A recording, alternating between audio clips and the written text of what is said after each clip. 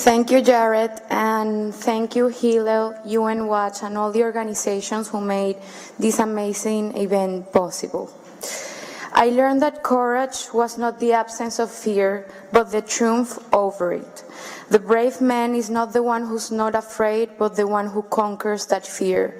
I still remember the first words my father told me, quoting Nelson Mandela the first time I visited him in jail.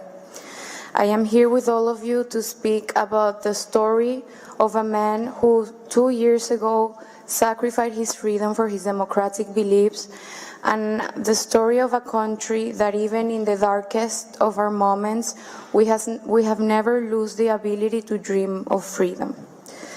The past 19th of February of 2015, my father, Antonio Ledezma, the former mayor of Caracas, was abruptly and arbitrarily arrested by 120 police armed men who showed up in his office, came without a warrant for his arrest, without any sort of explanation to us, his lawyers, why were they taking him, the reasons of his detention.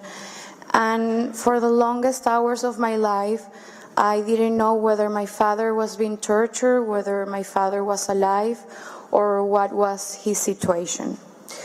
It wasn't until a year later in which he had his first preliminary hearing in where he received the unfair and political charges of conspiracy and criminal association, and also the possibility of ending up in jail for 26 years.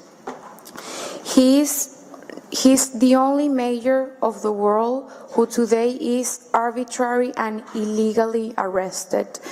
And it's been 2 years since, as the daughter of a political dissident, I've learned to transform this fear into courage.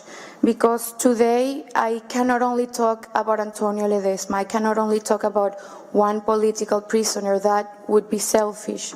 I am here talking on behalf of more than 100 courageous women and men who are today illegally and arbitrarily behind bars for unmasking Maduro's regime. Because Nicolás Maduro, the man we have to call president in Venezuela, is a man who has destroyed my country, a man who has violated all democratic and human rights principles to maintain himself in power, a man who has led us to the worst humanitarian crisis in our history. Because today, as I am speaking to all of you, my people, the Venezuelans, are dying of hunger, are dying in our hospitals, are dying in our streets due to the lack of food, medicine, and the lack of security. And that's the reality of my country. That's the real face of Maduro dictatorship. Because it doesn't matter if he wants to silence us by putting us behind bars, if he wants to silence us by oppressing our press, one of his last measures of taking out the signal of CNN, because if I can reassure all of you something, is that every authoritarian government is terribly afraid of information. Seeing my father in jail and now with house for arrest is the hardest experience I've ever had to live through. The government has turned my house into a prison.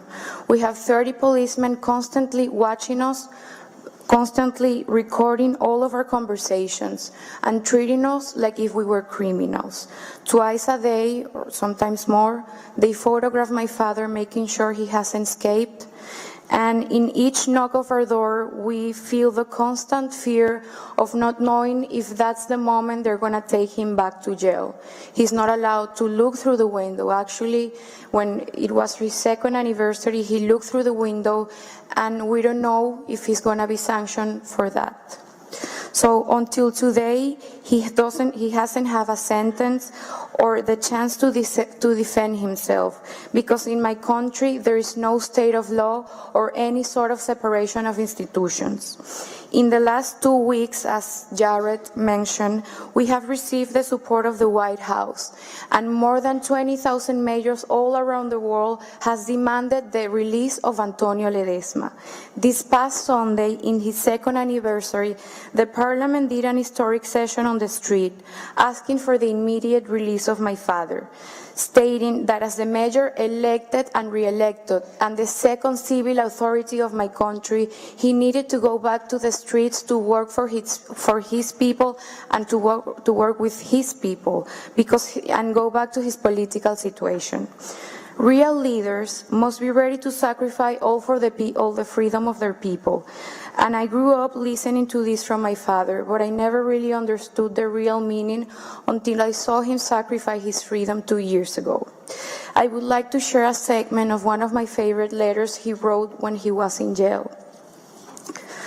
Today, I feel more than ever firm and willing to persist in this fight for liberty. I am both mentally and spiritually prepared to withstand the infamy and misery of being unfairly put in jail.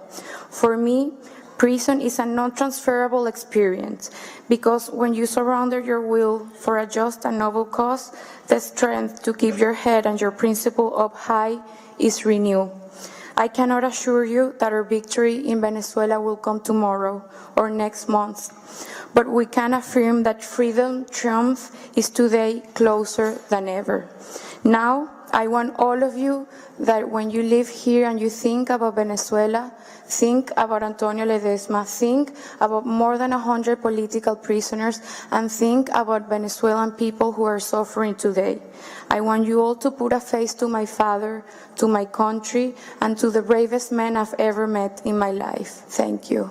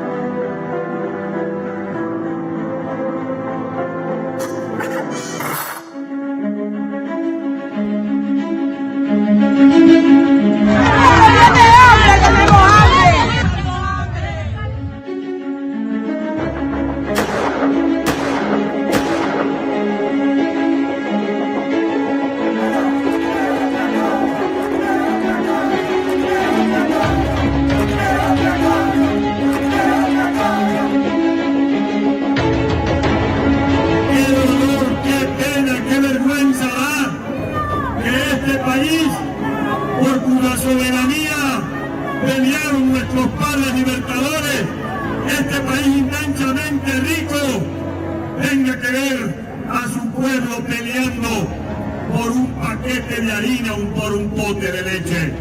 Pues bien, es la hora de la dignidad, es la hora del coraje, es la hora del civismo. Aquí no vengo a tomarme una fotografía, aquí vengo a decir presente y consecuente con un pueblo por el que vale la pena luchar.